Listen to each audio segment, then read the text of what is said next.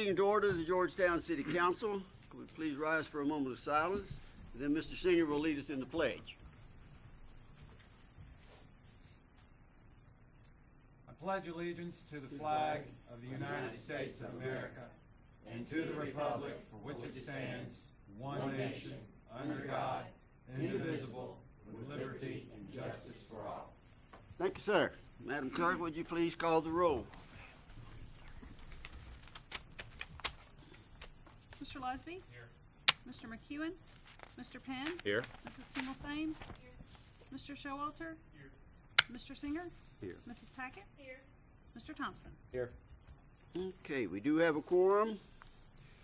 Next order of business is the approval of the minutes of our August 25th meeting. Could I please have a motion for approval? So moved. So moved by Mr. Thompson. Second. Any discussion of the minutes? All in favor, aye? Aye. Opposed? Thank you. See a show of hands that you did receive your check register. Okay. Public comments, we have Mr. Quick. I heard I'm the only one, so that means I get it. That's good. You still just get 4. Be your name. Good try, though. Jeremy, be your name, quick. Okay. I still remember you making that joke my very first night here, Connie. Yeah, we go back. All right. Still not funny. Well, we had a good, exciting month for Georgetown Main Street. First, I have to give a shout out to Georgetown College. Some of their students came and did some volunteer work for us.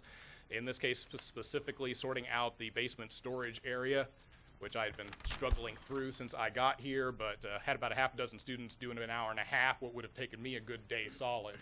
So grateful for that. They also helped out with the chamber and the YMCA as well. Also attended the Pikeville Main Street Conference. That was exciting. Never been to Pikeville before. So I had a good time out there. We talked a lot about branding and looking at the culture of your area.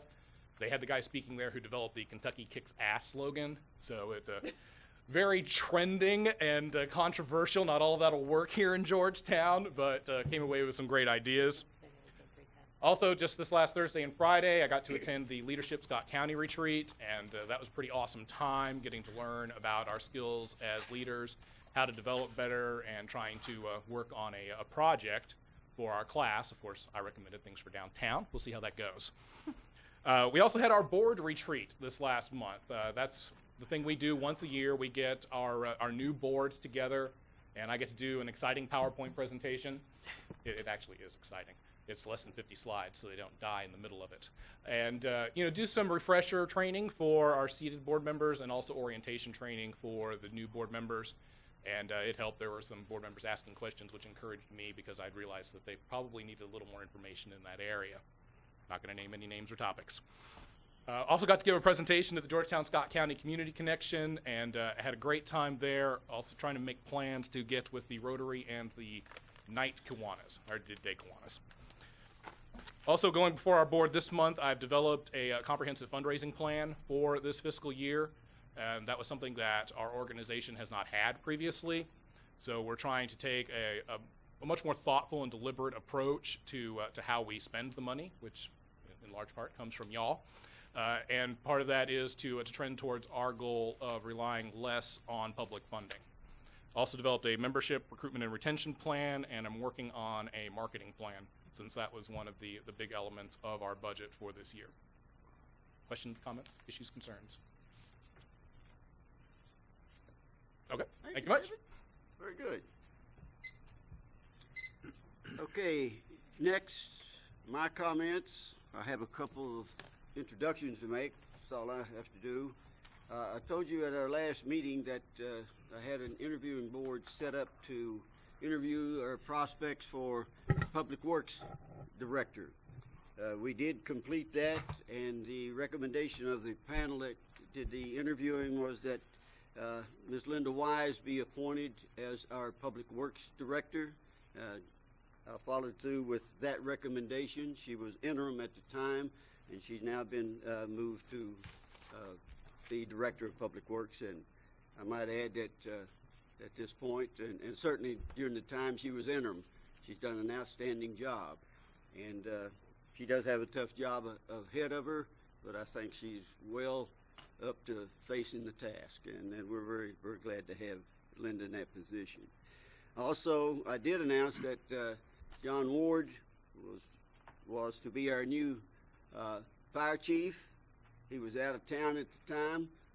He is here tonight, and I would like to introduce John as the new fire chief here at the council meeting itself.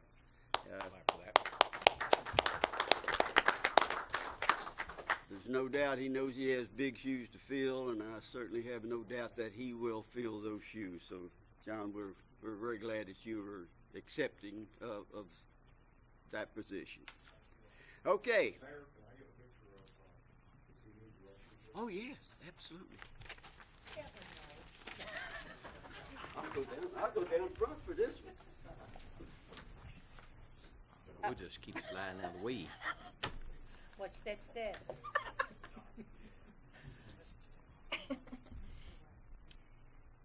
I'm glad you got in it, Linda.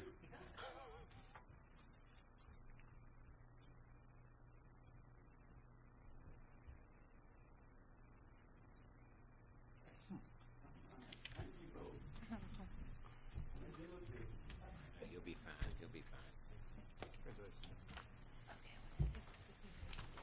Congratulations. You're welcome. Actually, you run for office. Okay, we're down to the city attorney and city clerk. Second reading of 2014 property tax rate, 2015 motor vehicle rate, sponsored by Mr. McEwen. May I ask something before we start? Please. Absolutely. I think we ought to take a poll and see which one of these we want, so you don't have to read every one of these. Personally, I don't think you should be reading 3 and then vote it down. And my opinion. How about explanation? I mean, Two. so Mayor, if you want to you got 1, 2, and 3. Take a poll. Who wants 1? Who wants 2? Who wants 3? And we'll see how it goes. Well, before you do that, can we have an explanation of 2 and 3? Right. Karen, David. I'll take 3. 1 got thrown out already, Point so. that out. I'll take C. All right, C is the one that I sent an email to the city attorney, and it actually came after our discussion at the last meeting and after the county, as I understand it, did the same thing. What I asked for it to do was, since using the current rate on real tax and the same rate for tangible, which is the tangible usually hits the business hard, and make those the same. By making those the same, it gets rid of the compensating rate that we use on. The compensating rate is a legal loophole to kind of increase the taxes without going over that 4%. So it gets rid of the legal loophole, and it's the same thing that the county did for the county taxes. And I think the Board of Education may have done it, as well as maybe the school board did it. But a couple of the other boards have started to it's been a controversy over the last several years, and several other boards have started to do that too, and that takes away that compensating rate issue when they're the same. But it also helps businesses with the taxes. I agree with one little tweak. The compensating rate doesn't go away. It's the substitute rate, Okay. which is It's- part of the compensating tax rate calculation, but it's what kicks in when the personal property rate is higher. Okay. Causes that alternate calculation to kick in. The compensating rate is always going to be that rate which is designed to give you the same revenue as you got last year, regardless of the fluctuation in your appraisal value and appraised values. Okay. But the two together, when you use the two together, when they're not the same number, that really creates where the compensating rate is supposed to be no more than 4%. It actually can create more than it being 4%, but still being legal for bodies to do that. But it creates a wider margin than the 4%. This way, you can still do the compensating rate of the 4%, but it will stay a true 4%. Is that correct? Yes. Okay, thank you. Enough said. That's it. You do have to understand that 4%, people get confused by that. That doesn't necessarily mean can't take it and multiply it and expect to get exactly 4%, and that's your 4% rate. It doesn't quite work that way, but that's the principle of it. Yeah. Right. But the principle before had a loophole in there that allowed it to be more 4%, but legally it could be called 4%. Yes? But we, yes. Thank you. Okay. We're getting you get down, Yeah. but I'm sorry. You gotta understand that's the area of the law that I dealt with for 7 years. Yeah, at the I state, thought so you did. I have a little bit of a pet peeve with it. And but to be it's okay. honest, it has taken me, and I still do not completely understand it, but it has taken me a long time to start to minutely grasp a hold of it. So I'm really glad that the county went ahead and took the lead in doing that, and it makes it a whole lot easier for us to follow their lead and do it. Karen, what about the net impact? Because obviously it's going to reduce the personal property. Why don't you, do you care to kind of explain? If from the numbers, which I'm glad that the numbers are here because I really didn't know in my head what the numbers were going to be. It looks like it's a $239,000 deficit to our budget, if I'm reading that correct, for that. But, you know, in my opinion, my mind of this, we've helped to give Toyota a huge incentive to help their business, and the bulk of that rose off of the businesses to help the businesses, so I think it's a great incentive to help the businesses this year as well. Why don't y'all let me go over these numbers just so we make Okay. sure we. Yeah. Okay. This is something that Stacy and I just sort of tried to play the circumstances through. I mean, you got to realize that it's based on estimates. So I mean, you're always going to be working with estimates. But so the idea is the first reading that we had last week. If you look out where it says compensating rates, and you look at the total, we are estimated to get approximately 1.7 million in revenues from real and personal property. That's with a real rate of 0.067 and a tangible rate of 0.163. Under Ms. Tingle-Same's proposal, you would keep the rate for real at last year's rate, 0.065, and then reduce the tangible rate to 0.065 as well. And that would result in a total estimated tax revenue of approximately 1.52 million, which is it is $57,000 under the current budget and $182,000 under what you would get estimated from the compensating. And then under Mr. Lusby's proposal, which is to just took what we took last year, you get approximately 1.65 million, which is 74,000 over budget, and 49,000 under the compensating. So it's really 57,000. It'll be a negative to the current budget, then of $57,000, correct? Positive. No, it's Negative. negative. Okay. Sorry, So- the numbers look Yeah, they backwards, do. but they're not. Yeah. Okay, So it's a gotcha. $57,000. It's a 239 negative of the proposed ordinance that Kelly had, but it's a negative of $57,000 to the current budget that we have. But if this actually does allow businesses to have a little bit of a break, I don't think you're going to have any problem making up the $57,000 in probably net profits to the business to help offset that in the budget. Well, help me understand this though. On Okay. Kelly's, it was 229, almost 230,000, right?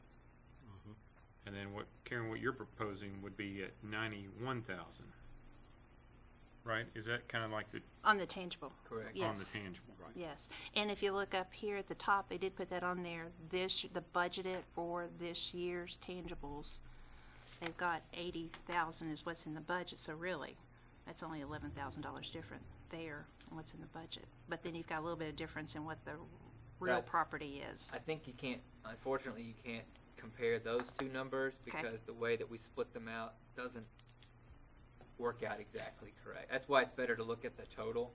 I mean, you can compare the tangibles to themselves, but comparing it to the budgeted tangible number, the way those numbers feed into there don't necessarily line up. So if you just look at the 1,580,000 versus the $1,522,000. There's the real difference on what was budgeted and what I'm proposing. Correct. But also with the new growth that's coming in town, that's another thing that maybe some of that has been budgeted in there, but there should be a lot of new growth happening this year as well to help offset that $57,000. I agree with Karen on this. I'm going to vote for Karen's proposal. I think I wouldn't call it a loophole. It's explicit in state law as far as a substitute calculation, but this just takes that away from us down the road as far as a potential tool for council to raise tax rates beyond the 4%, beyond the 4% of the compensating rate. So I just wanted to say that I agreed with her and will be voting for her proposal. Mark, can I ask you a quick question? Mm-hmm. I know we've all had a lot of concern, and I know you expressed quite a bit of concern with the forbearance, you might say, that we've given for the incentive there at Toyota. How does this, I mean, we're going to be giving up some revenue under either one of these scenarios. I mean, with your level of concern with the Toyota incentive, does this concern you with this reduction? I think if there's any concerns that you might have, it's giving up the tool of the substitute rate down the road. I mean, right now things are going pretty well in the city. We do remember about 7 or 8 years ago when things weren't going so well. And to be able, and it's explicit in the law, you can, use a substitute rate if there's a gap between your tangible and your real. But I think down the road, I've heard from business owners and also property owners saying that their understanding of the law is that you can't go above 4% past the year. Now that may be a very small, distorted understanding of the law, but at least in their minds, they don't understand why we can be able to use this substitute rate tool. In answer to your question, as far as forbearance, we've given a hefty incentive to one business in the city, and as Karen said, the tangible property tax really hits business inventories, and this is an opportunity to give them a little bit of a break going down the road, and also make things easier as far as tax returns, which is always a cost of doing business, is having to do your taxes and how complicated the tax code might be. So it simplifies it and gives every other business in the city, especially the retail establishments, a bit of a break. Andrew, under Karen's proposal, what does that do with the 4%? Because right now, just kind of make it simple. Each year, we could theoretically go up 4%, right? Our total revenue could go up 4% under, let's just say, the real estate side. You got to separate out this whole 4% idea. Get rid of that. What the statute says is that it sets up sort of steps that local governments have to go through when they take their rate. Everybody is entitled to take what's called the compensating tax rate, which in a vacuum is the rate that gives you the exact amount of revenue that you got last year, and your growth comes from new property. Right. And then you can take 4% above that rate if you have public hearing. And anything above that is subject to recall. A public hearing is doing the first and second reading. No, it's a little bit more than that. It's close. But if you're taking the compensating tax rate and no more, then you're good. All right. So we have kind of like a special meeting before the actual council meeting. Sure. Open Or up to during the the public, council meeting. or during. It's not just two readings isn't enough. Which we've done in the past. So you kind of refreshed my memory on that. Karen's point is this. When you have a personal property rate that is higher, in this case more than double, than your real rate, it kicks in the second part of the compensating tax rate, which we at the state used to call the substitute rate. And what it does is that we also used to call it the alternate minimum revenue test. And it basically says that the change in your personal property and your real property can be no less than the change in your personal property if you so desire. So it kicks up that compensating tax rate to a higher than it would normally be. And the argument has been that when you compare last year's compensating rate or last year's rate to this year's compensating rate, that can equal out to more than 4%. You're not legally taking a 4%, but Right. you're effectively taking a 4%. So I can't argue what Karen's saying is exactly correct. If you keep those two rates the same, then that substitute rate is really never going to kick in. Absent the compensating tax rate was designed to account for a catastrophe. Let's say a very significant and large business was to fold up and move out of town. That would help to soften the blow. That's why that rate was put in there. But this is sort of it was perhaps an unintended consequence of the statute that when these rates skew, and nobody really is sure how the rates get skewed, but they do, it causes that. So yes, it would avoid that. If you want to call it a loophole, fine. I prefer to think of it as you're avoiding that alternate minimum test.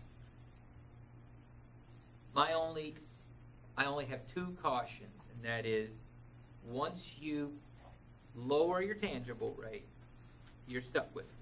And if that's what the council wants to do, that's fine. I just want you to know that. And the second, it's not really a caution, it's just a fact, is a lot of folks get confused and they think we have to take the compensating rate, or we have to take the 4% rate. We're not allowed to take anything else, which is not the case. You could take lower, you could take in between. As long as you're following what the statute says, you're compliant with the law. Some folks will drop it just arbitrarily, and they're okay to do that. And that won't change next year or the year after, right? The 4%. No, the 4% That's a rule is state here to stay. Yeah. Yeah, 4% rule. I don't see it going anywhere.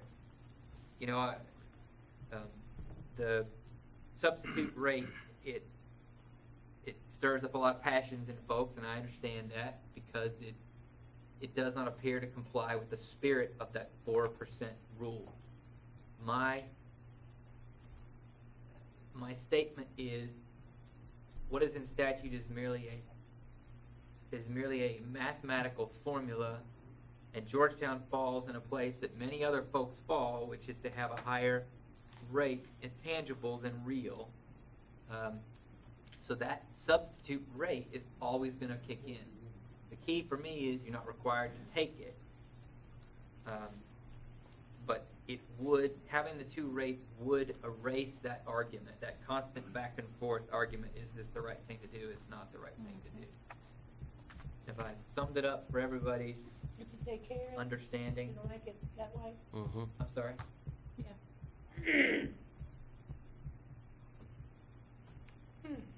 Anything from this side of the room? Well, I think Karen hit it a while ago when she said that the other businesses, we have gave a big incentive to the one main manufacturer, but there's a lot of small businesses out there could probably use a little help too. And I think we're doing, financially, the city's better than it's been in years. So if we have an opportunity to make a difference to help a lot of the smaller ones out, I think it's something we should do. I don't want to see it go up at all, period. I don't want no increase at all. So. Tracy, if you will, check my numbers. The difference between taking the compensating rate and taking Karen's proposal, if a business is carrying $1 million worth of inventory, the difference would be right at $1,000. Is that accurate? I believe that it is. I don't have my calculator here. So if they're carrying $500,000 worth of inventory, the difference is $500. So I think when we look at this, I think we need to be cognizant of, and I understand small business, but I don't want us to overshoot this, considering that we're giving every small business in town some huge amount of money, when it's not really it's not a huge amount of money, although we should take it into consideration. On $1 million worth of inventory, it's $1,000. But every small business, if it's $5, they're happy to have the $5. Understood. But we're carrying on this conversation as if it's going to be Yeah. a significant amount of money for every small business owner out there, and it's not. But I think the bottom line of that is, if we go the other way, it's still an increase for the businesses, but if we go this way, it's setting it equal, and it's also saying the council cares about the largest employer in town, and we care about the smallest one in I town. don't as disagree, well. and I wouldn't support an increase. I just don't, when we discuss this in context, I think it's important that we make sure that we put it into real numbers for small business owners.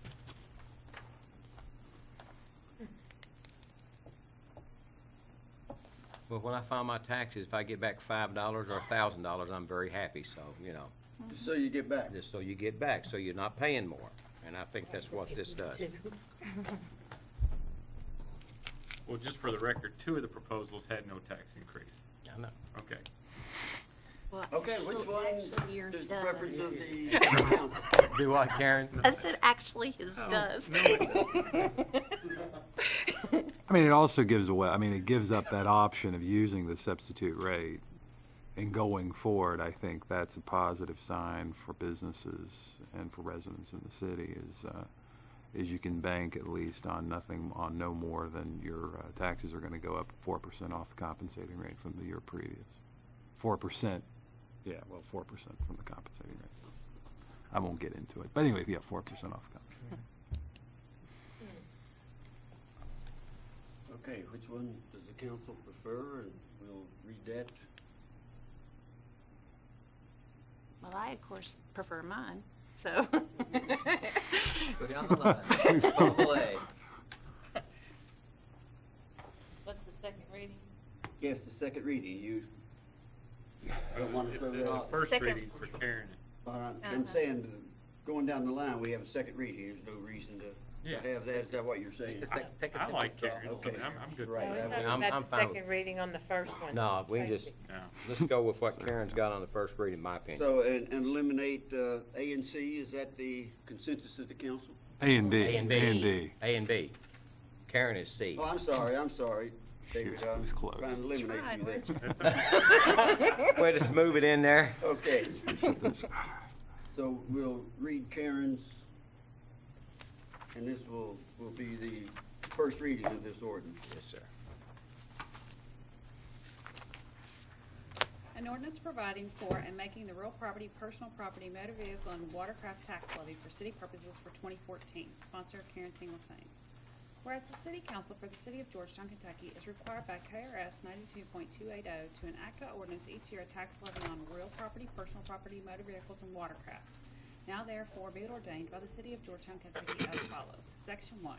That the following tax levy is hereby made for city purposes for the City of Georgetown, Kentucky to wit. The 2014 City of Georgetown tax rate on real property shall be 6.5 cents, 0.065, on each $100 of assessed real property, which tax proceeds shall be designated to the general fund for the general operation of city government. The 2014 City of Georgetown tax rate on personal property shall be 6.5 cents, 0.065, on each $100 of assessed personal property, which tax proceeds shall be designated to the general fund for the general operation of city government. And the 2014 City of Georgetown tax rate on motor vehicles and watercraft shall be 16.8 cents, 0.1680, on each $100 of assessed motor vehicles and watercraft, which tax proceeds shall be designated to the general fund for the general operation of city government. That all city ad valorem taxes levied herein, except those on motor vehicles and watercraft, are due and payable on or before December 31st, 2014. Section 2. All matters relating to the payment of taxes imposed on motor vehicles and watercraft hereunder shall be in accordance with KRS Chapter 134.800. Section 3. That upon all taxes for real property and personal property levied herewith, which are unpaid on January 1st, 2015, there shall begin to accrue, attach, and be added from said date a flat penalty of 15% onto the total amount of said taxes, then due and payable through January 31st, 2015, after which the flat penalty shall be 20%. Additionally, tax bills not paid before January 1st, 2015 shall have added to them interest at the rate of 1% per month or fraction of a month until said taxes are paid. The penalty and interest as provided herein shall be added to said unpaid taxes and collected by the city finance director and or the city clerk. Should the real or personal property tax herein become delinquent, the city financial officer, the city clerk, and/or the city attorney are authorized to file suit to collect all delinquent taxes, plus court costs and expenses, including a reasonable attorney fee incurred by reason of the delinquency. Section 4. Any section, subsection, sentence, clause, or phrase of the ordinance is held unconstitutional or otherwise invalid, such infirmity shall not affect the validity of the remaining portions of this ordinance. Section 5. All ordinances or part of ordinances in conflict with this ordinance are hereby repealed. Section 6. The ordinance shall take effect after its passage and publication according to law. Publicly introduced and read for the first time September 8th, 2014. Right up here, do you know how much unpaid taxes we have? It's about, my program doesn't break down like Okay. that. 3.7% since back to 2004.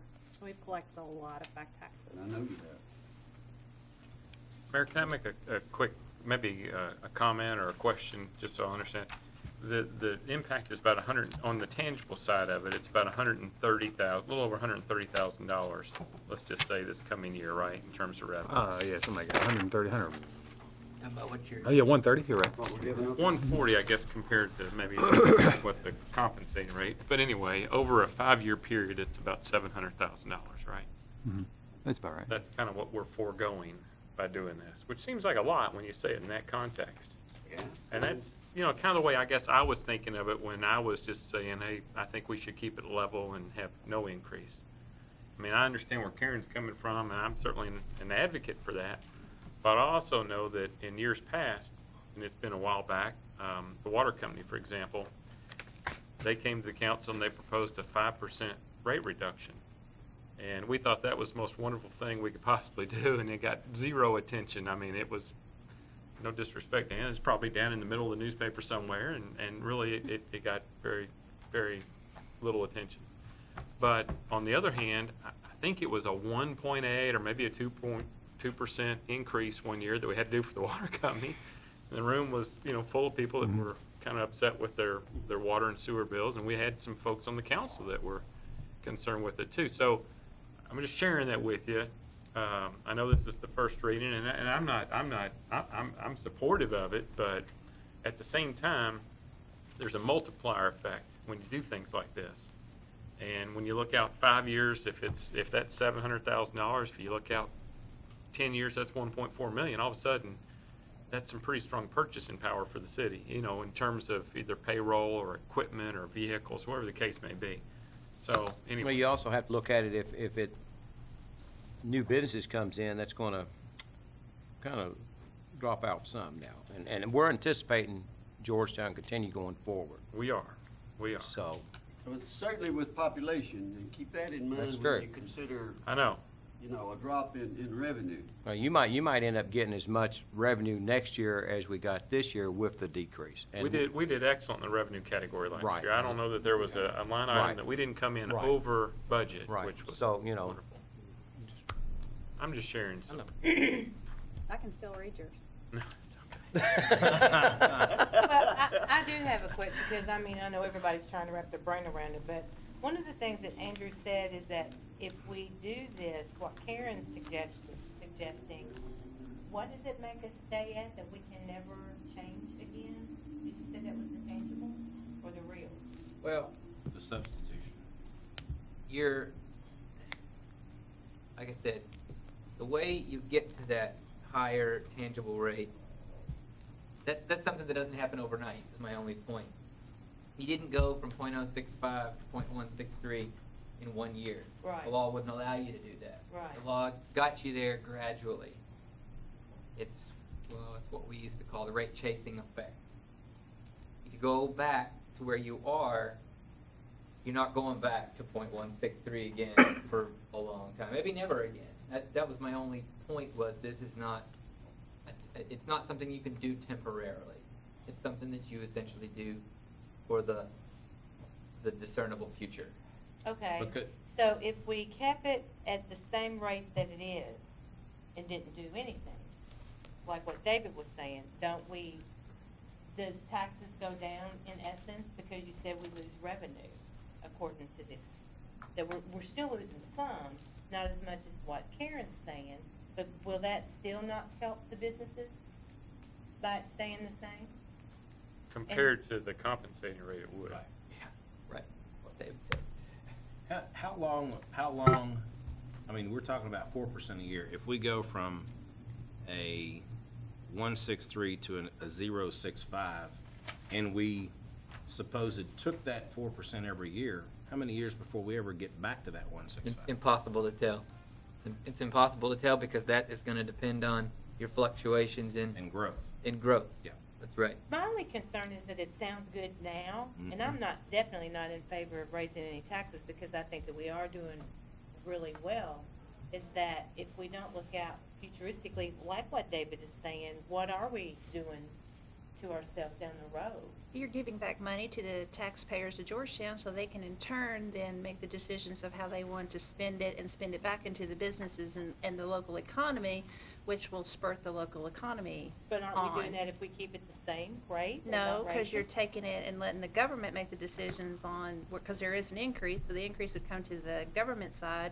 But if you let the businesses and the individuals, even if it's a small amount, it helps spur the economy, which the national thing is that every dollar that's in the economy multiplies 7 times over, and every dollar that goes into the government is subtracted from the economy. So that's the whole idea, is to keep the money in the hands of the taxpayers so that they can make decisions on it that will help spur the economy on. Because if we have the growth, then we have the natural amount of money that will come into the city and will take care of the problems that we need to cover up here. So if you keep the money, if you keep as much money as you can in the hands of the taxpayers, it will take care of what our needs are for the services that we need to provide. So $700,000 over the next several years. How many years did we say that was? 5 years. Well, that's not that when you spread it out over the 5 years. It's not that much that you're talking about of allowing the taxpayers to keep.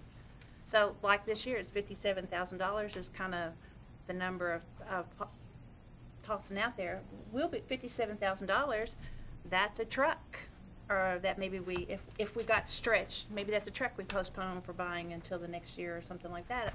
So that's not that much money that, especially the way the economy has been doing and been conservatively budgeting, we're not going to have a problem with that. And if you do, we've been down that road before, and if you didn't down that road before, then you have to go back and you'll pull it up into another tax, heaven forbid. I guess you're just giving up the option. Is basically it. That under the law, as most people understand it, and that first calculation is the compensating rate, you can't go above 4% of what you collected the year previous. Unless you have the situation like what we have, where there is a pretty good divide in which the tangible property is significantly higher than the real property.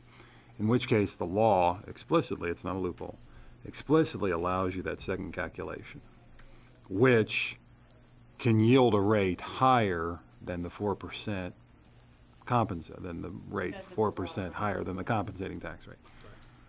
Okay. What you basically are doing, if you follow Karen's proposal, is you're giving up the possibility in future years of using that second calculation in order to yield tax revenue above 4% on the property tax rate than you got the year previous.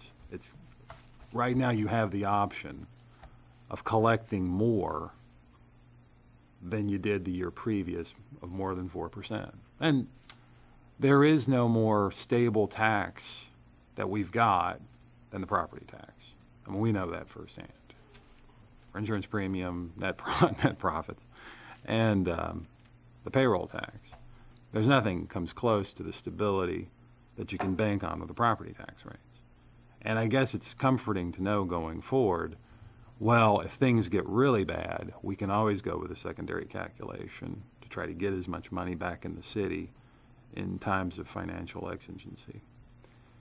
If we don't do Karen. If you don't do Karen's, it lets you have the option, or lets not you, but let future councils have the option. I think what Karen and I are saying is, let business and the residents bank on the idea that their tax rates are always going to be fairly low and fairly stable, that they're not gonna be asked to pay more than 4% than they did the year previous. And B, we have the lowest, I think, property tax rate of any city in the state. I know it was us and Vico for a long time in Perry County. Yeah. And, I think that's 300 cities or something like that. But, I'm not going to make a value judgment one way or the other. As a taxpayer, I think it's a great idea. But it's a positive thing for the growth and the economic vitality of the city, I believe. And this is a way to make it simpler for the businesses in terms of their tax returns, and also to give them an incentive like what we did with Toyota.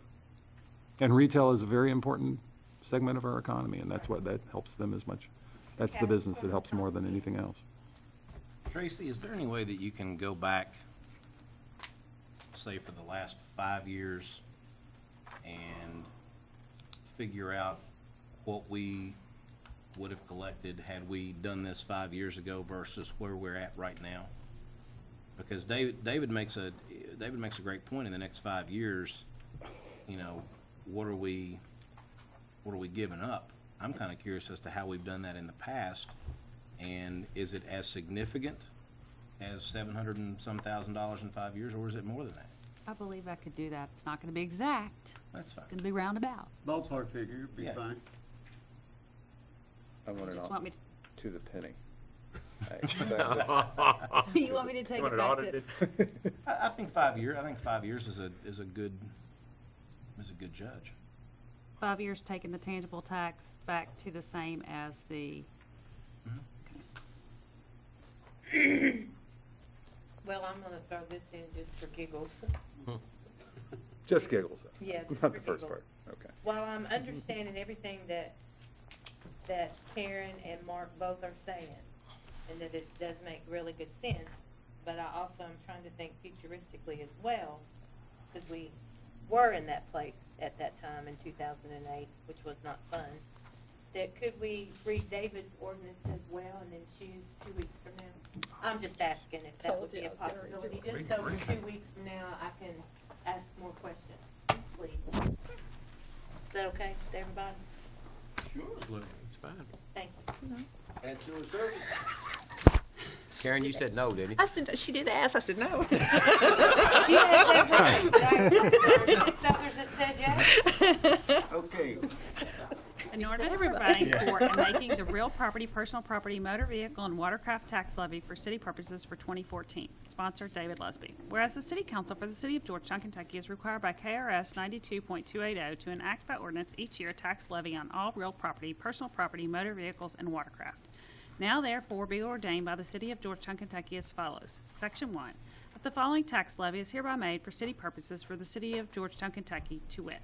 2014 City of Georgetown tax rate on real property shall be 6.5 cents, 0.065 on each $100 of assessed real property, which tax proceeds shall be designated to the general fund for the general operation of city government.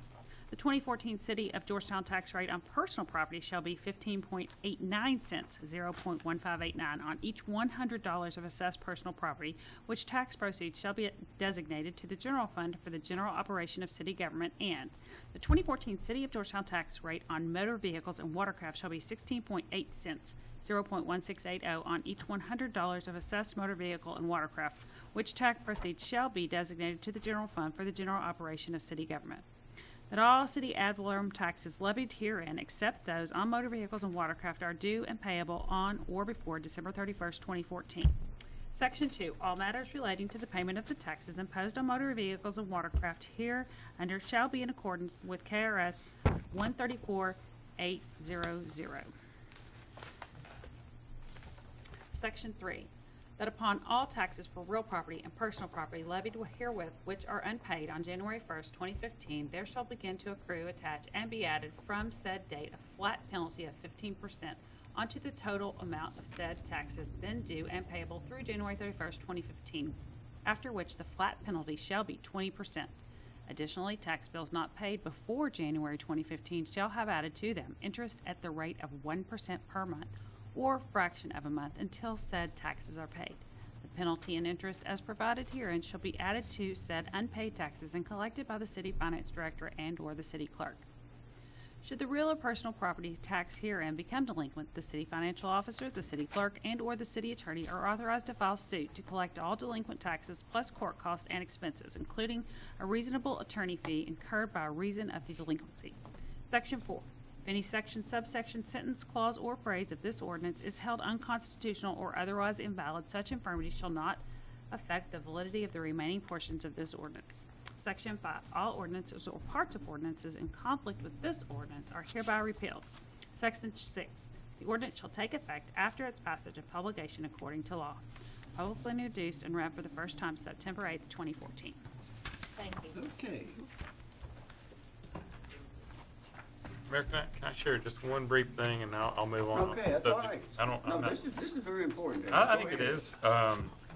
This is along the same lines as what Karen is advocating, and I agree with, is that there's other things that we can do as a government to make life a little bit easier for businesses to relocate here in this community. And I don't think we realize some of the challenges that they go through when they have to go through the permitting process, let's just say. I hear from a lot of folks, just by the nature of the type of work that I do, whether I'm involved with them or not, I hear about it, that it's a very time-consuming process and it's a very expensive process. And there are negatives to that. And I've heard over the years that we've lost out on some businesses because of how difficult it is to actually establish and open here in Georgetown. And we've talked a little bit about that in years past. I know I've brought it up a few times, but I don't know that it's really getting out to where it really needs to get. Now, I'm sure the mayor is accommodating from your office as anybody could be, and it's not from City Hall. It's from the permitting side of things. And some of you are shaking your heads, and you probably know what I'm talking about. And I'm not being critical of any particular department. We've got wonderful departments across the board. But when it's more difficult and expensive to do business in Georgetown than it is in Lexington, that, to me, that just doesn't add up. And I'm competitive. I want Georgetown to land those businesses. And it bothers me when I hear those things. But I also want to be careful because, I'm obviously involved in the financial world. And it's got nothing to do with that side of things. But I'm taking what I'm hearing there, and I'm sharing that with you all, and I'm sharing it with the mayor, and I'm sharing it with the city attorney, and whoever else will listen, that I think that we can be an easier community to do business in. And I think that with Lexus coming and BCTC coming, that there are going to be more opportunities that we're going to be facing here in the next several years. And I'd like to see us somehow become more business friendly in that category. We think we are. We've got an excellent Chamber of Commerce. We've got a lot of wonderful things going on. There's no doubt about that. But I think when you go to get that approval, it's difficult and expensive. I know it is. It certainly needs to be And visited. we may not know enough about it. We don't know what we don't know. And I think we've talked about that before. We've looked at doing some things as a city government. We thought about the EMS, being merged in with the fire department. We really weren't sure about exactly how all that would work. We've talked about recycling at different levels, and we're really not sure exactly how that works. And maybe from this permitting side of things, maybe we're just not exactly sure how that works.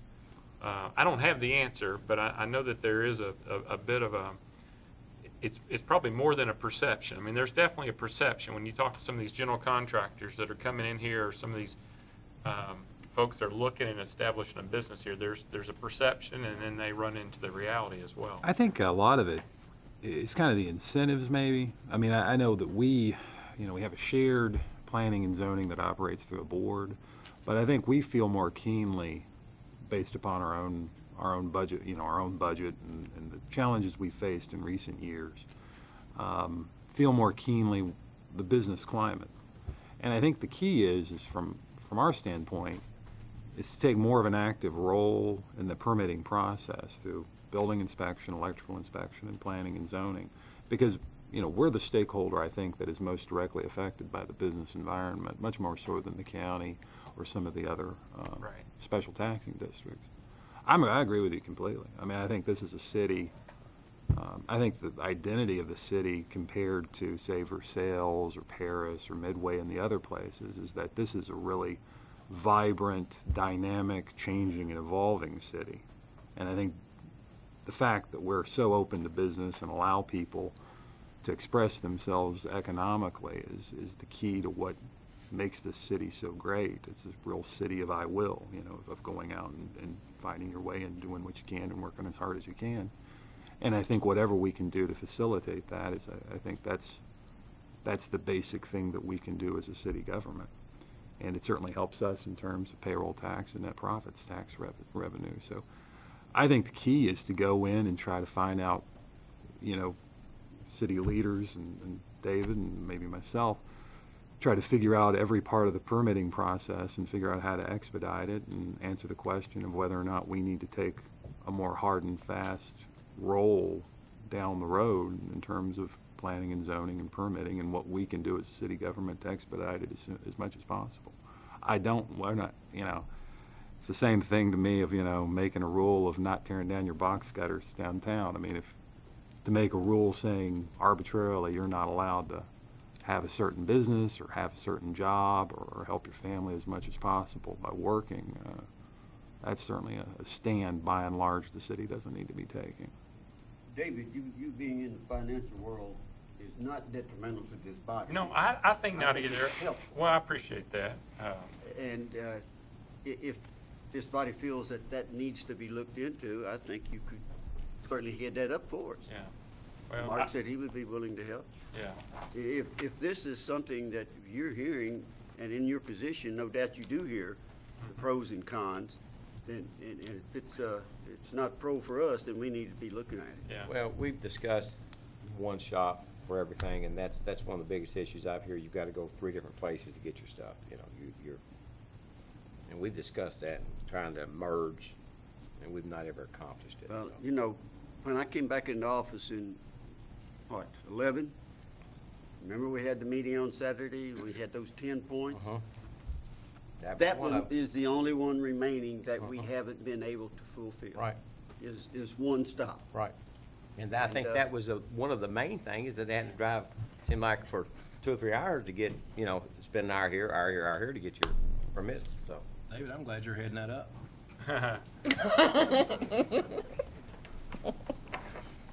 I second that. I think you're the right man for that job. I don't know that I am.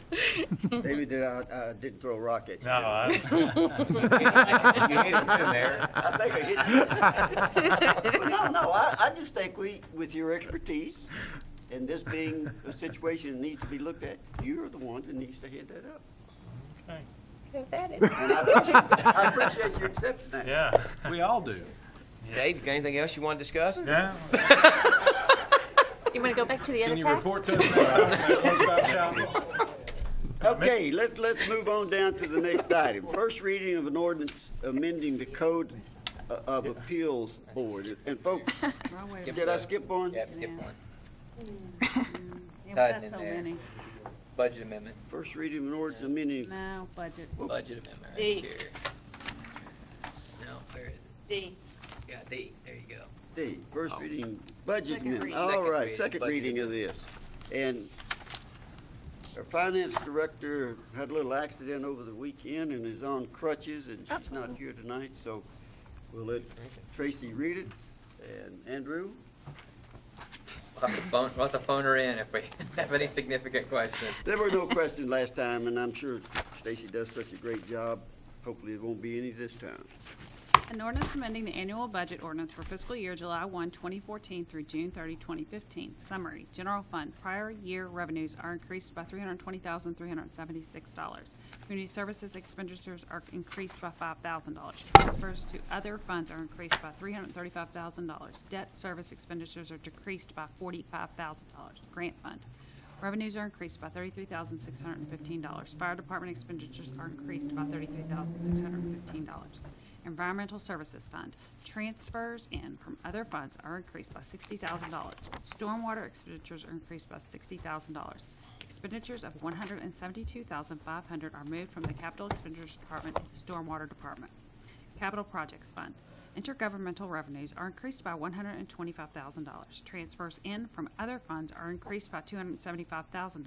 General government expenditures are increased by $400,000. All ordinances or parts of ordinances in conflict with this ordinance are hereby repealed. This ordinance shall take effect after its passage and publication according to law. The full text of this ordinance is available for examination in the City Clerk's Office, 100 North 4th Street, Georgetown, Kentucky, 40324. Publicly introduced and read for the first time, August 25th, 2014. Publicly read for the second time, September 8th, 2014. Okay, motion for approval? So moved. Have a second? Second.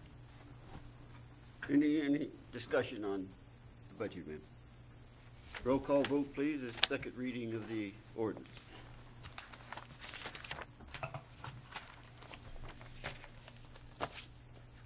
Mr. Lusby? Yes.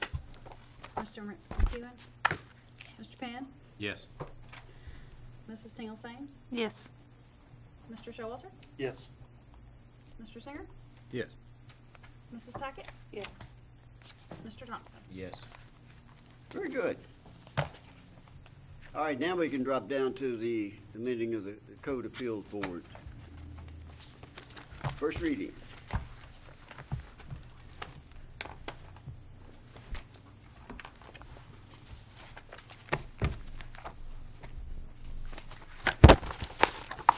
Why are we amending it? Let's let her read it and then I'll explain it. Okay. Yes. An ordinance amending Section 4-6 of the Georgetown Code of Ordinances regarding an appeals board. Summary. 1.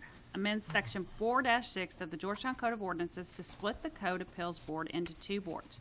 The first comprised of 7 members to hear appeals related to enforcement of the property maintenance, nuisance, illicit discharge, and fire safety codes, and the second comprised of 5 statutorily qualified members to hear appeals of actions of the Office of Building Inspection. Establishes terms for members of both boards. 2. Provides for severability of provisions and an effective date upon passage and publication. Publicly introduced and read for the first time September the 8th, 2014. Okay. So you all will recall that I sent you a message several weeks ago, maybe it's even several months at this point, saying the way we have our appeals board set up is a little odd. It's a 7-member board, and when it hears building code appeals, it seats only 5 members. And that's because state law requires there to be 5 members on any building code appeals. And those 5 members also have to be, quote, in the building profession. And so, I mean, you're talking about engineers, architects, builders, plumbers, electricians, people who are actively involved in building and construction. What we've got first is we have a current board that doesn't have 5 qualified members. And what we've got second is, despite our best efforts, we cannot find 5, 7, or even 5 qualified members who want to hear not only building code violations, or appeals, which are quite rare, but property maintenance and nuisance appeals, which are not quite so rare. So I was talking with our building inspector, and he suggested initially that we split it out, that he knows he can get 5 people to serve on a building code appeals board, and what that does is it lets us appoint 7 people who don't have to be professionally qualified, although we would strive to be as qualified as possible. 7 people to hear property and nuisance and illicit discharge and fire code appeals. I'll be honest, I resisted that at first. I kept thinking, why have 2 boards when you can have it in one? But I have seen firsthand the reason why he wanted to split it out. We cannot find enough people. And I've asked for volunteers, for names, And We've approached you guys too. Yeah. We need names. we to just co- don't have. And Professionals. they're both unpaid boards for starters. So So we can't find enough to seat a 7-member board, so now we want to find enough to seat a 12-member. no, No. two boards. Well, 7 would that plus be 5 7 and is- 5? The professional True. people do not want to come in and listen to tall grass stories. Yeah, they want That's to be able to. basically what we're asking them to do. Now, if it's, I'm not really. something to do with a sprinkler system or something like that, of course, we want their opinion on it. But, I think Jim said at one time we had 3 members quit Well, at the same time, so. Why don't we just try? I mean, why don't we heed your advice or their advice and give Well, it a I've encouraged him to break this out into 2 separate boards. I think that, I can find people. Jim, as I said, he's already said he thinks he can get enough people working, the ones he works with, to be able to fill that board. And I think I can find people who will come in and sit and listen to the grass stories. Well, I know this is first reading, but I guess I'd tend to heed their advice. I mean, it's kind of not working so well right now. It's not working. So why not try something that they're suggesting and see what happens? In the meantime, I've got appeals pending that I can't seat a board for. That's exactly right. How many Important appeals. Right. how many appeals, I mean, as far as like non-building code appeals are we talking about, like the tall grass? You're still talking, they're still pretty rare. I mean, I think Jim said you get a building code appeals. You know, I think it went 5 years before he had the last one. We typically get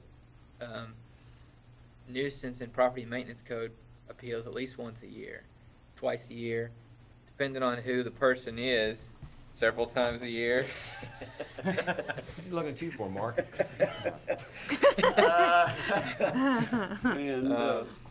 And without an appeals board, the process gets stuck. It does. We can't move forward. We've gotten everything else straightened out, except finding people to fill the positions on the appeals board to give us the go-ahead. And we've got to have that. We have got to have that. We have issues that have to be addressed. The first appeals board, the non-professional, I mean, do you have to have 7 people? Could you 5. knock that? No, the Exactly. non-professional. No, you don't. No, I just did it that way because in the interest of keeping it the way it was. But you could certainly lower that. I mean, you know, to The- make it easier Do to so. find Property, Please. Might be easier to do. property maintenance code says 3, minimum of 3. Well, then that might be your best bet. Oh, no, that's a lot of burden to put on 3 people. Yeah, and then a quorum. It is. I tend to think that the more people you have, the easier it is to get a quorum. Split 3 the might be a difference. little bit What low. about 5? I'd say 5, yeah. Yeah. 5 on that first one, and then Yeah. 5 on the statutorily, the building code board. I think those And if you have 2 three, boards is if you have doable. 3 show up, you're in good shape. Tracy, I have a FYI on your thing. Our board, this says publicly introduced and read the first time September 9th. I know, I had to change it on mine. Okay, yours is changed. I just wanted to FYI. Thanks. We scratch out 7 and put 5 both places. Yep. Do I gotta read it again? No. Just note it for the record that we're changing it. That's right, and the date on here too, Okay. on the 8th. Fun yet? Okay, that's first reading, very good. And You can take me. during the interim, before we have the second reading, please, if you have any names, please submit them to us. I need your help. We probably already called them. Huh? We probably already called them. Well, now that we've changed it, they might change their mind. But- You can always go back. Okay, Yeah. first reading. That'll be fine. Second, we got a municipal order approving Wal-Mart write-in and write-out study. And Andrew will explain that to you, and we do have the approval of those necessary to get the approval from, bring before this body. So, go back as far as I can go. There has been a study or a plan or an idea in the works for some time to install a write-in, write-out at Walmart in such a way that would help to relieve the traffic, particularly the traffic that happens early in the morning and at rush hour, in the rush hour times. There is currently only one way in and out of that entire business development. So I think there were lots of conversations involving the local Wal-Mart management and local leaders and our state representative, state senator, in coming up with a plan for this right-in, right-out. I spoke to Senator Thayer, and he supports this project and believes that if we can get past this initial ground stage, this study, that he believes there's a very good chance that there will be that it will be 100% state funded. The Transportation Cabinet preliminarily approved of the design.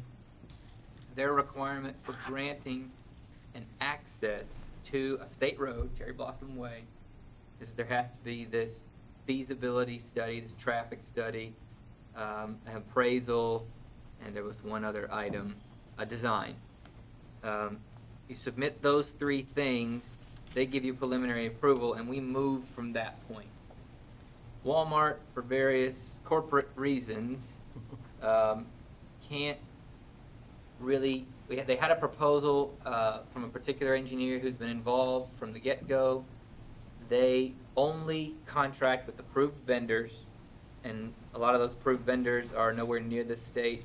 It's a very complicated process, and the lady that just at Walmart just flat out told me if we don't do it this way, Walmart corporate won't approve it.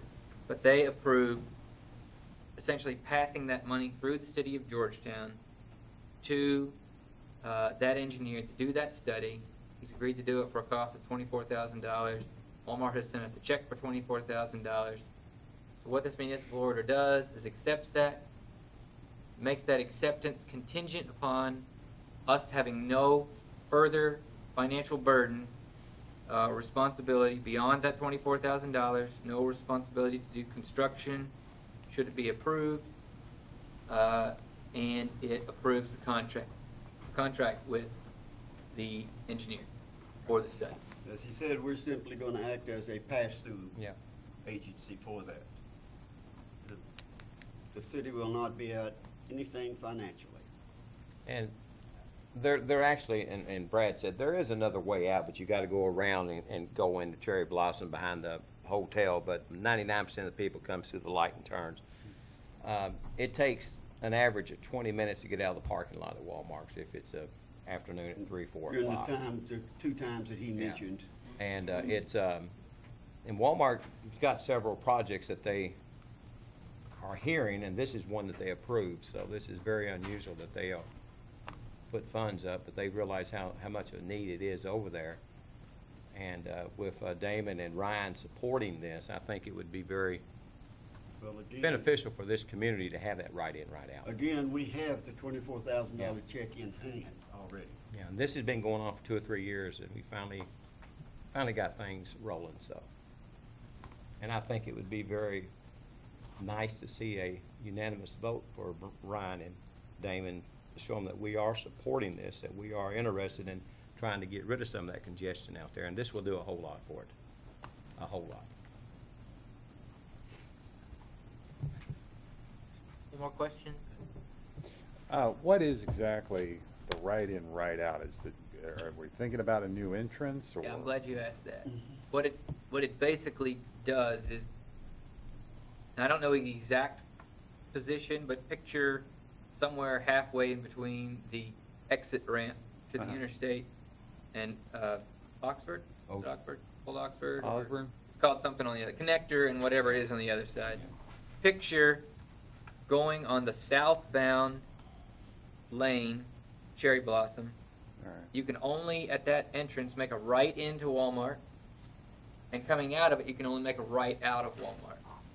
So there would be no break in the dividing of that highway. You could not make a left turn out, and you could not make a left turn in. That's the design of the right in, right out. Okay.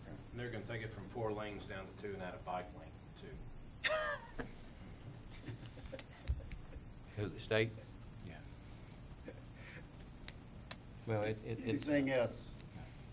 We can go ahead and vote. This is MO, motion for approval? Yeah, I just want to say that Brad was being sarcastic, just for anybody I at know home. he was. Before we get tomatoes thrown at our homes.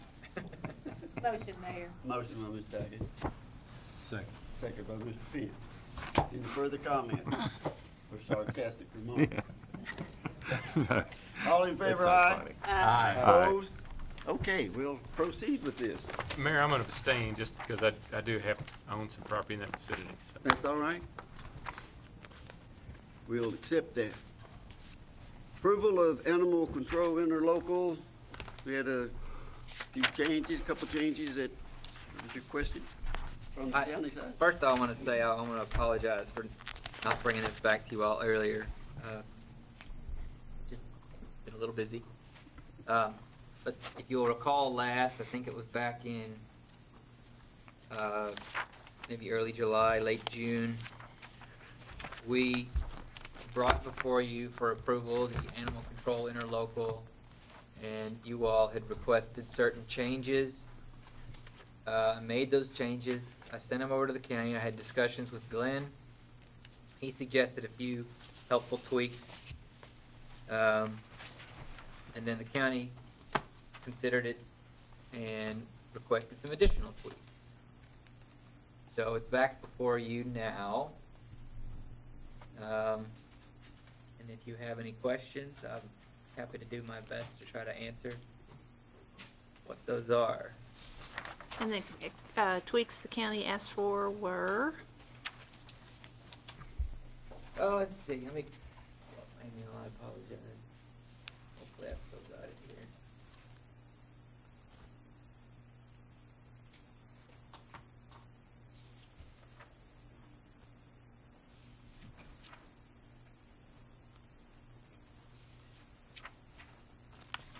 You got that up yet? Yep. Here we go.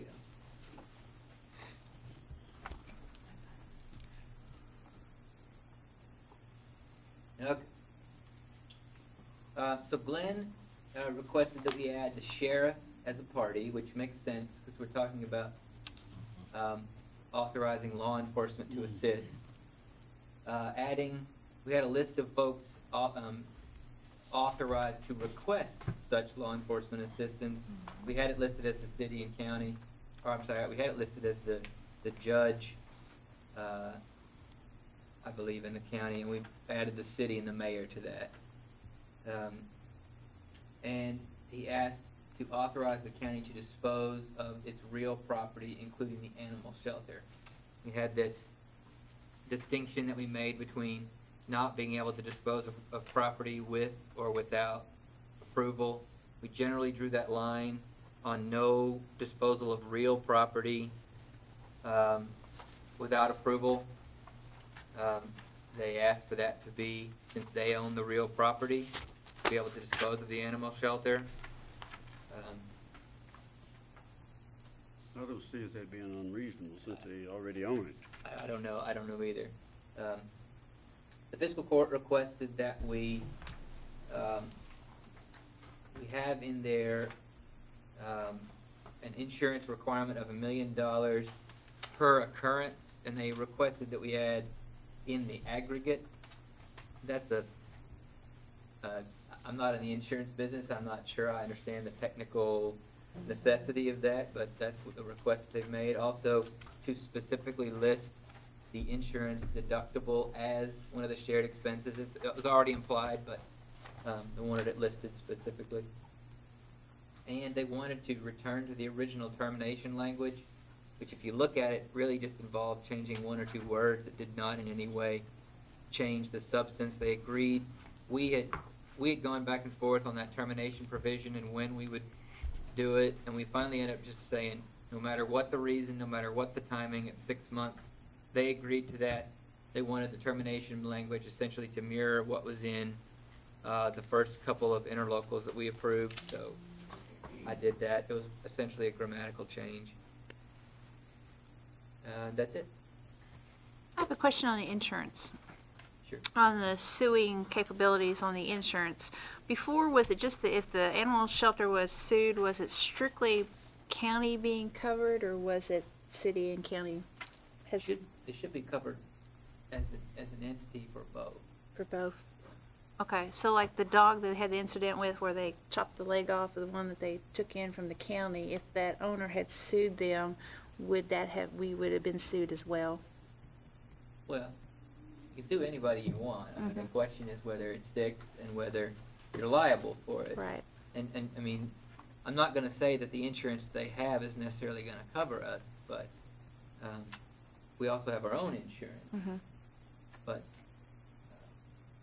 does that kind of answer the question? Well, I'm just wondering, like, if the incident happened in the county animal, county dog, actually outside in the county, and the county gets sued, because don't they get sued differently than what we as a city get sued? They don't get sued differently, but they have different immunities.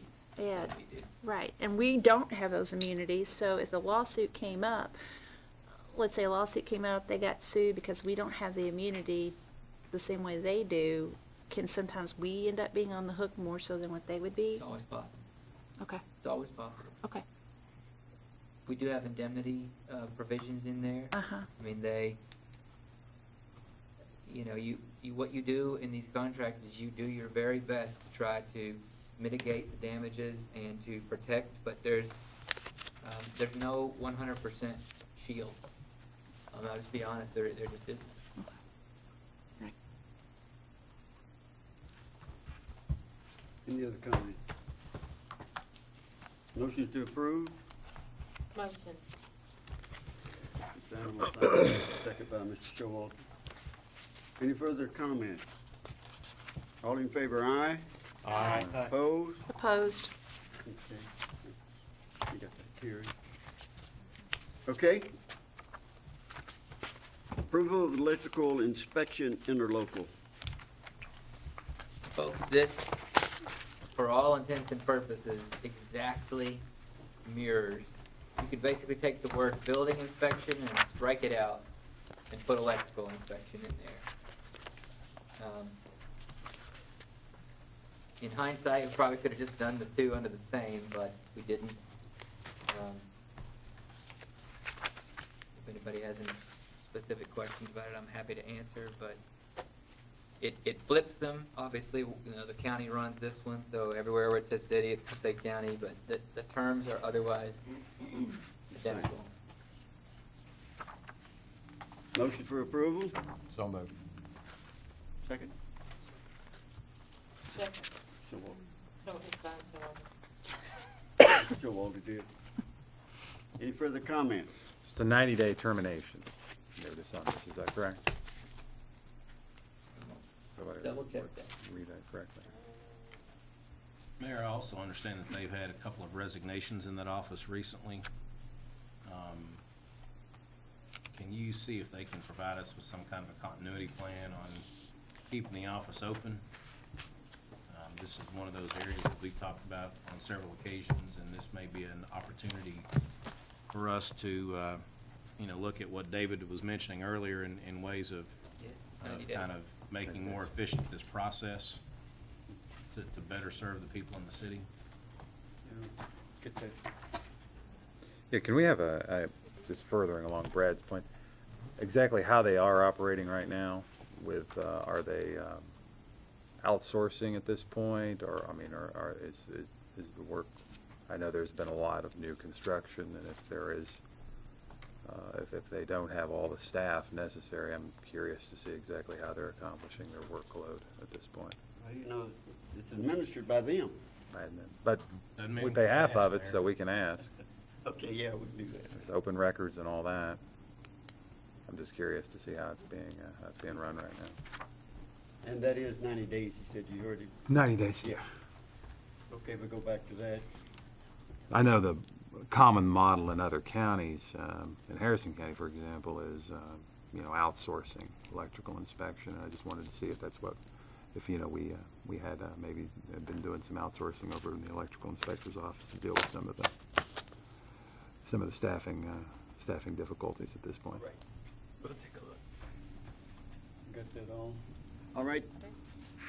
We do have a motion and a second to approve. All in favor, aye? Aye. Opposed? Opposed. Okay, We have Jerry here with us tonight. Parks and Recreation request for approval for purchase a capital item. We'll spend some money. That's right. Thank you all for, Tracy, thank you for getting me on the agenda. If you remember when we were talking about budget processes and things, in the budget process, I had requested, I believe it was $35,000 in the capital budget for our software programs at the pavilion to get that back up where it needed to be, as well as the fact that we had lost support because that software program had aged so much. We were no longer being supported by that. So we did put a bid out. We received 2 bids back, and the one that I'm bringing tonight, our board has accepted that bid, and it's with Rec Pro. Our board accepted that bid at our August meeting, and there were several different things that set this one apart than the other one. One was a marketing initiative that was going to tie in with what our goals were in our marketing prospects of things, as well as helping us to be more efficient with retaining those memberships and those types of things as well. And it was also going to help us and benefit us with the summer camp Kids World program and our Fun Express program. So it's kind of broadening out, as well as allowing us for online registration, which we had not done prior to this, and it will also help with those sports events that we hold at the pavilion, and registration for those, and allowing them to help our programmers put those teams together, and setting those criteria for that. It came in actually under bid by $1,720, so I'm asking for you all to accept that, the bid from Rec Pro, for a total amount of the $33,280. My only question is, what does that have to do with our Sophisticity that we've got in place and working with the IT? They actually are the ones that found and helped us locate this company particularly, to check and see, just doing research, and we told them what we would like to have with that. As far as actually operating Sophisticity, that doesn't have anything to do with Sophisticity. It's totally separate from Sophisticity, other than us, calling them to help locate it, or them being our liaison and contact person for this. But as far as actually supporting this software or anything like that, they do not have anything to do with that. Doesn't have anything to do with it being supported through the city? Or are you on your own? This is it. No, it's through Parks and Recreation. And we were told that, with Sophisticity as well, when we were talking with Andrew and Jennifer about that. Sophisticity was to upgrade the equipment so that we could then put this into place, because without the Sophisticity, we were not going to be able to do this. Is that the case? I know you sit on the IT committee. I just don't want us to be putting a Band-Aid on anything else. I just want to make sure that when we're moving forward, that it's not going to be something that we're going to run into a problem if we spend this much money now, where we're going to be as we're looking at other things to do. Well, I'm not sure I 100% understand the question. I Okay. agree with what Jerry's saying in that Sophisticity is, what they're providing in this case is vendor management. And their part of the bargain was to help support a transition to this new system that they're using to operate, getting their computers up to modern Right. specs, and to provide day-to-day support, help desk, things like that. And this software that they're going for with, their role is simply going to be to help them manage finding that vendor, communicating with that vendor, but they are not there to support that. That'll have to be something that Parks and Rec works out with the provider of that software. Is that going to cost too? What do you mean? I mean, is that going to be something that if they're going to take care of it or store it? That's all included in that. Maintenance is included. Included in the maintenance. All inclusive. That's the software, that's the maintenance. It would be the cash teals that would go along with that program for us to be able to operate through that software program on the computers. Again, which is why it was so important for us to have Sufficity in there and to upgrade those and to do those things with the city's support in that.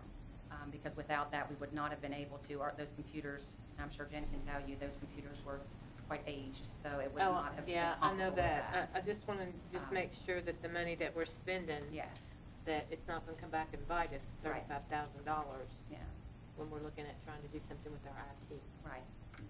This is along the lines, and it's not the same analogy, but it's along the same lines of when we spent the money on the new building inspection software Gotcha. or the new finance software. It's just a piece of software that is going to enable them to do their function better. Mhm.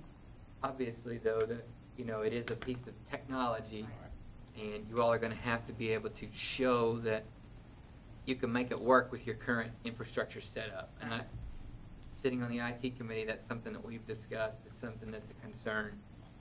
So, just make sure that we're working very closely Yeah. And together Sufficity, on that. Michael and those gentlemen at Sufficity have been amazing in helping us to narrow that down to figure out, by knowing what we have there at the pavilion and what we're capable of, they were actually instrumental in helping us locate the companies that would fall into the specifications that we would need in the equipment. So. The reason Connie's probably asking you that because when you started talking about that, Jen had a expression on her face that she seemed to not know what you all were talking about. Okay. No?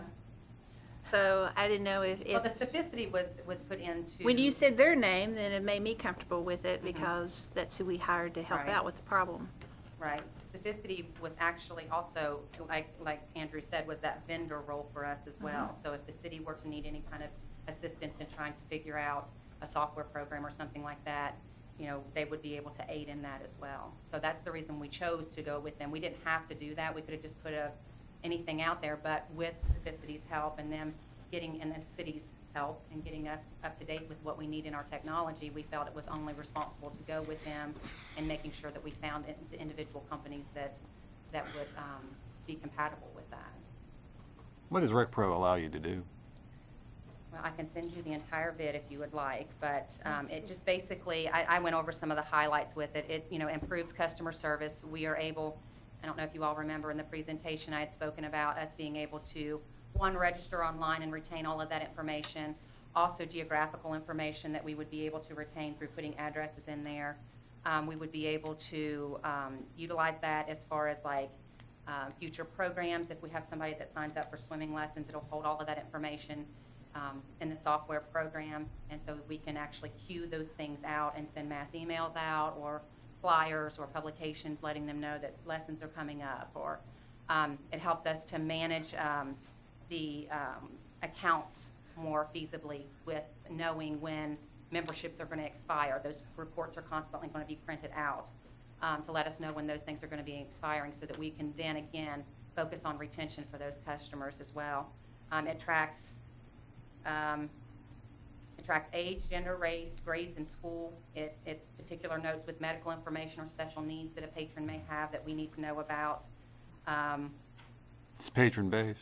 It is patron-based. So basically it creates the card files of the patrons. Correct.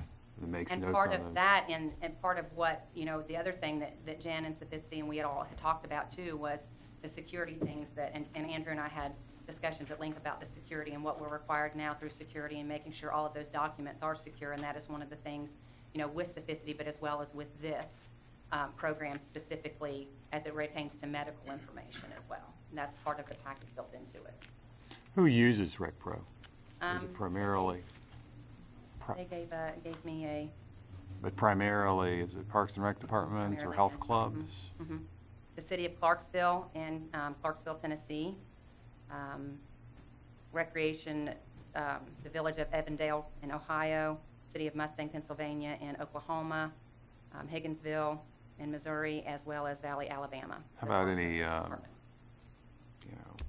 What do they call it? Gyms, health clubs, fitness places, do they use RecPro as well? Yes. Okay. They sent me those references to check, so Okay. that's what I have for them. But it's pretty. There's not a lot of these companies that do that, but the ones that do are pretty much. They have like a regional kind of or a mass thing. There's they're typically with just Parks and Recreation. So one of the functionalities is setting up basically an alarm or whatever to somebody's membership is going to expire like about a month ahead, or to send them notices. That's as correct.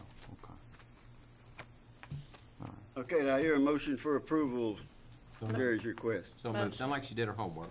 So moved. Do you have any lists like that right Second, now? I'm sorry? Do you have any like customer lists We are right not now able that to you're generate that with the current. marketing based on customer lists? Okay.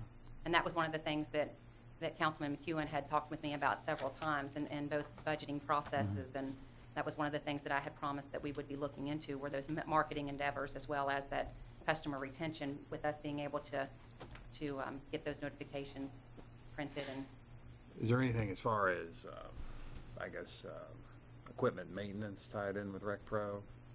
Or do you all do that more through Excel, I guess? no, it would just, it's just a software program that goes Software. through that. Mhm. Okay. So we're For utilizing the patrons. equipment. Okay, Right. all right, thanks. All in favor, aye? Aye. Opposed? Okay. Can I ask Jerry a question real quick while she's up there, Bear?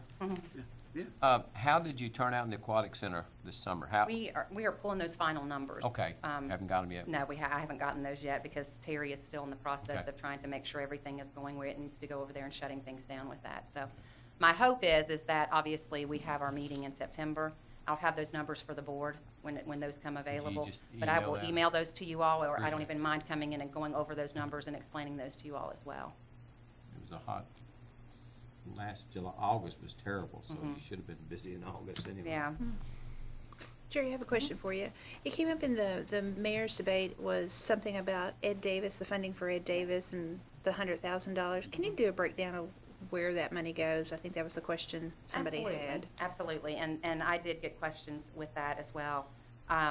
Basically, the money, it's the line item budget that I turn in to the mayor and to Stacy, and that goes to administrative costs and programmatic costs, utilities for that facility, part-time staff, salaries. It covers a lot of the just administrative stuff as well, workers' compensation, liability insurance, and those types of things with that. Do you know off the top of your head how much of that funding goes towards the staff? I figure the bulk of it The bulk probably of it does. does. I don't know an exact percentage, but I can email you guys that. I don't Okay. mind doing that. And one of the other things that I wanted to address as well is, there was a gentleman who came to the pavilion to talk with me about the parking lot over there and some of that being washed away.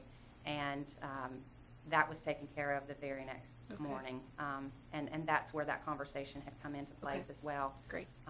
But it is going to be an issue. And I think one of the things they were upset about that they didn't understand was that we had developed Oxford Road Park with a grant, and they didn't understand why that could be paved and Ed Davis Park could not be paved, the parking Gotcha. lot there. And I just explained to him that that was grant money, that was not coming from the city's budget nor Parks and Recreation's budget. But that was something that was written in a grant to be accomplished, and if that wasn't done, then the grant was basically considered incomplete. Do you think by any chance that we might just look for a grant to work on Yes, an yes. upgrade? Mhm. Okay. Yes, good. I told him that I would be looking at the land and water grant that we utilized for Oxford and do a grant proposal for that as well. So hopefully Great. we'll hear something back from that, and we'll be able to, because it is washing away, and we do have to go back in for maintenance of Yeah. that. Good, good. All right, thank you. I'll be Good. getting with you to go over the Ed Davis budget, Absolutely. because I told them I would get word from you and then come back to them. Absolutely. How large is that parking lot? Just curious. You know, I not don't know. sure. Mm-mm. I don't know how large it is, but it's probably can hold 15 cars or 16 cars over there. Over at Ed Davis?